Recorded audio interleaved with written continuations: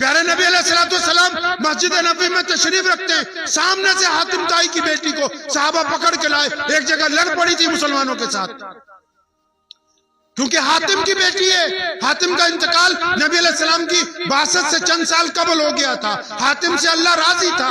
हातिम बहुत अल्लाह तबारक व तआला का बरगुज़ीदा बंदा था। अब वो हातिम ताई की बेटी जब उसको पकड़ के लाए तो कहती कि मैंने रास्ते में दिल में ख्याल बना लिया कि नौज़ुबिल्लाह मैं मुसलमानों के शहर में जाऊंगी, ऐसे सवाल करूंगी कि कोई जवाब नहीं दे सकेगा। अब नबी अलैहिस्सलाम ने दूर से देख लिया कि एक बेटी को पकड़ के लाए हैं और उसके हाथ बंधे हुए हैं, सर पे उसके दुपट्टा नहीं है। तो प्यारे पैगंबर कहिए सल्लल्लाहु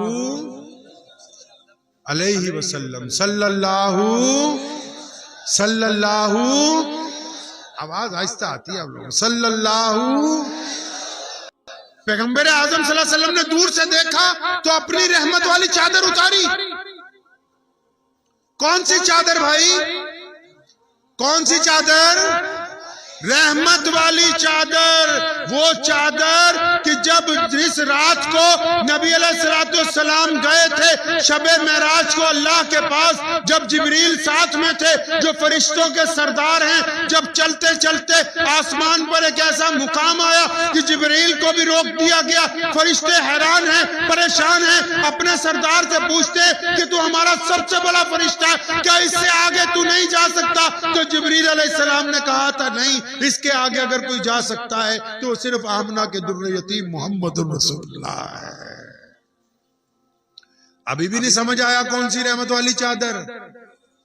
रहमत वाली चादर उतारी नबी अलैहिस्सलाम ने अपनी उस बेटी के सर पे डालने के लिए। कौन सी चादर भाई, कौन सी चादर? फिर आओ वापिस, शबे मेराज है, नबी अलैहिस्सलाम उम्मे हानी के कमरे में उस रात अकेले आराम फरमाए। जिब्रील आ गए बुर्राक को लेके, बैतुल्लाह में बुर्राक को ठहराया, नबी अलैहिस्सलाम के हुजरे में गए और जब उठाने लगे तो देखा प्यारे पैगंबर अलैहिस्सलाम सो रहे हैं। उन्होंने अल्लाह से पूछा था तेरा महबूब सो रहा है, अगर इजाजत हो तो मैं आवाज देके उठा लूं। अल्लाह ने फरमाया नहीं, इतनी हिम्मत किसी में नहीं कि मेरे महबूब को आवाज दे, वो आराम कर रहे हैं, तुम आवाज दोगे अचानक तरक जाएंगे तो ये उनके लिए शान में बेअदबी है। ऐसी हिम्मत किसी के नहीं जो मेरे नबी को आवाज दे। फरमाया या अल्लाह जी फिर मैं ऐसा करता हूँ, आपके नबी के जिस्म अतर को हाथ लगाता हूँ, दबाता हूँ। और फरमाया नहीं जिब्रील तू कहाँ और मोहम्मद रसूलुल्लाह कहाँ है, हाथ नहीं लग सकता। पूछा या अल्लाह फिर करना क्या है? फरमाया करना क्या है, पैरों की तरफ हो जा चारपाई के और प्यारे पैगंबर अलैहिस्सलाम के तलवों के साथ अपने ठंडे ठंडे होंठ लगा दे ताकि रसूलुल्लाह सल्लल्लाहु अलैहि वसल्लम की आंख खुल जाए।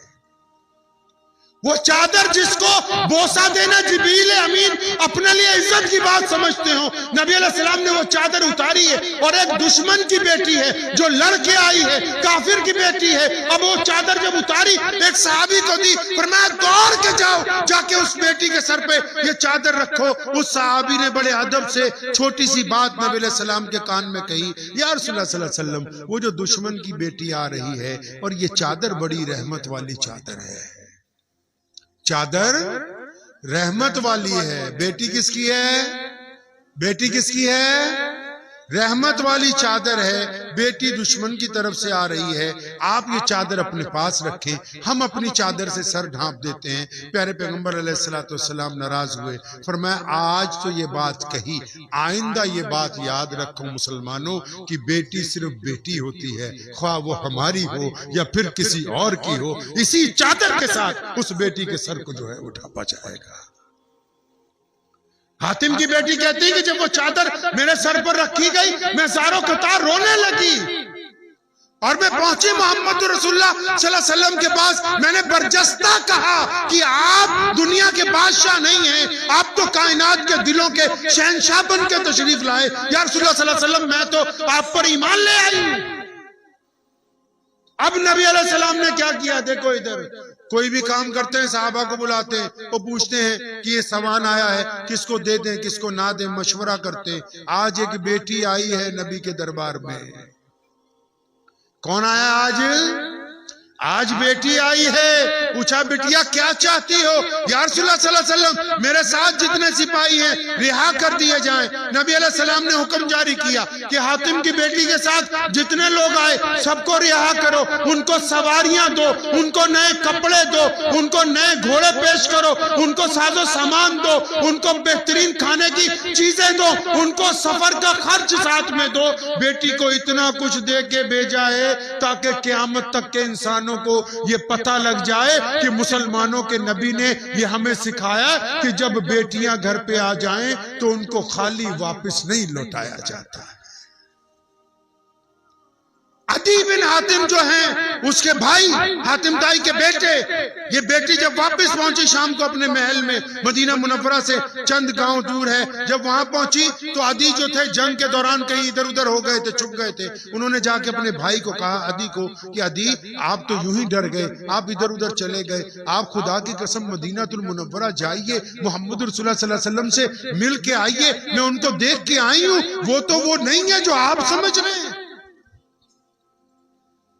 अदी ने क्या कहा सुनो, मौलवी भी बैठे हैं, आप लोगों का तो इलाका माशाल्लाह जब 12 रबीउल अव्वल आता है तो आधे मौलवी इस बात पे तकरीर करते हैं कि इल्मे गैब था, और आधे मौलवी इस बात पे तकरीर करते हैं कि इल्मे गैब नहीं था। जबकि 12 रबीउल अव्वल पे बात ये होनी चाहिए कि नबी अलैहिस्सलाम की जिंदगी कैसी थी, बच्चों के साथ उन्होंने क्या गुजारा किया, खवातीन की इज्जतें कैसे की, गरीबों के साथ क्या मामलात किए, यतीमों के साथ नबी अलैहिस्सलाम ने क्या किया, उनकी नमाज कैसी थी, चलना कैसा था, गुफ्तगू कैसी थी, चेहरा कैसा था, कपड़े कैसा था। लेकिन हमारी ये बदकिस्मती है कि हम नबी का नाम लेके नौजुबिल्लाह एक दूसरे को काफिर काफिर कहते हैं।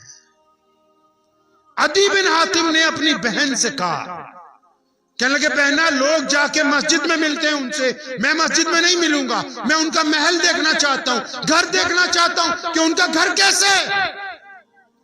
इस बात के कई दिन बाद अचानक अदी बिन हातिम पहुंचे मदीना मुनव्वरा में, मस्जिद नबवी में आप सल्लल्लाहु अलैहि वसल्लम तशरीफ फरमाए। अदी अभी अंदर दाखिल हुए, नबी अलैहि सलाम ने दूर से देख के फरमाया, अदी वो आ जाओ, तेरा इंतजार था।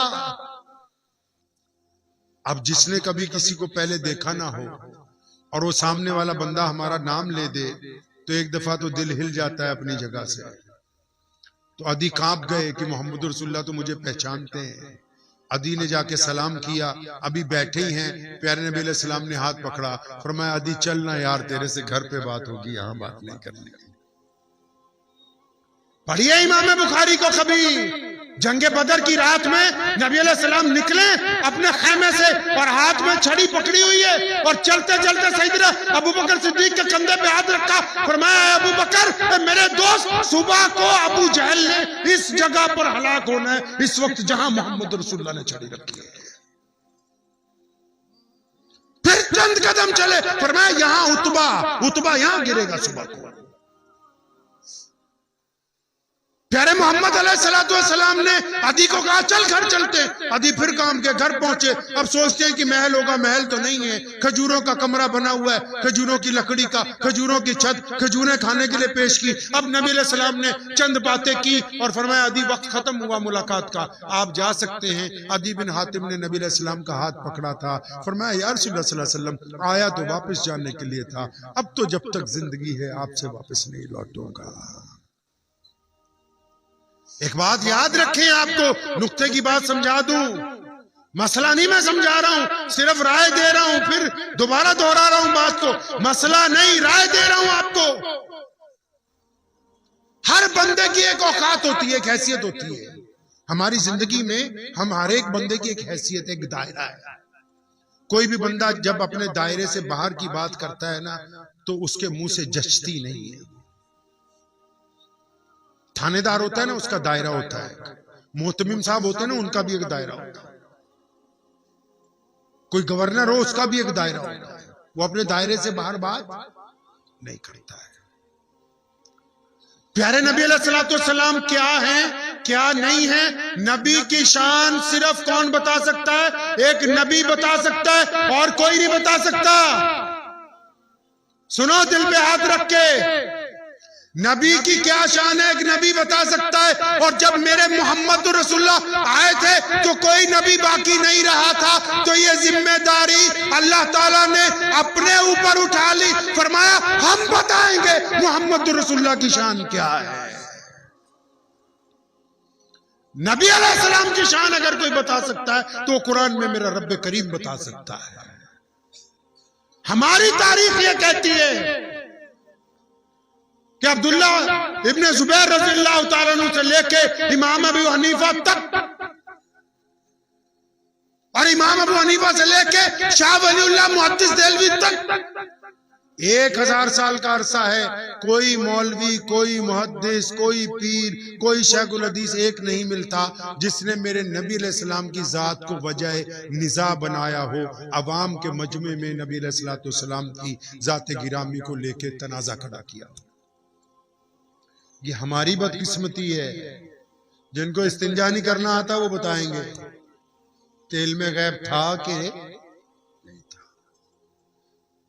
अपनी हैसियत से ऊपर की बात कभी जिंदगी में नहीं करनी चाहिए। उसकी वजह क्योंकि जो शान नबूवत का मसला है वो हमारे दायरे से, इख्तियार से ऊपर है। अल्लाह ने ताहा कह दिया, यासीन कह दिया, मुदस्सिर कह दिया, साहिब खुल्के अजीम कह दिया, रहमतुल लिल आलमीन कह दिया।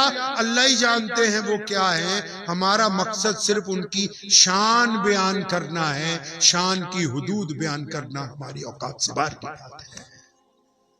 अगर कोई बंदा ये गलती करेगा, सुनो, चाहे वो सुन्नी हो, चाहे वो देवबंदी हो, चाहे वो बरेलवी हो, चाहे वो शिया हो, चाहे सुन्नी, कोई भी हो, अगर कोई ये गलती करेगा कि वो नबी अलैहिस्सलाम की हुदूद बयान कर सकता है, नऊज़ बिल्लाह, तो दोनों में से एक बंदा ईमान से बाहर जाने वाला है। क्योंकि अल्लाह करीम को तमाम बातें बर्दाश्त हैं, अपने नबी अलैहिस्सलाम की शान में जर्रा बराबर की बेअदबी बर्दाश्त नहीं।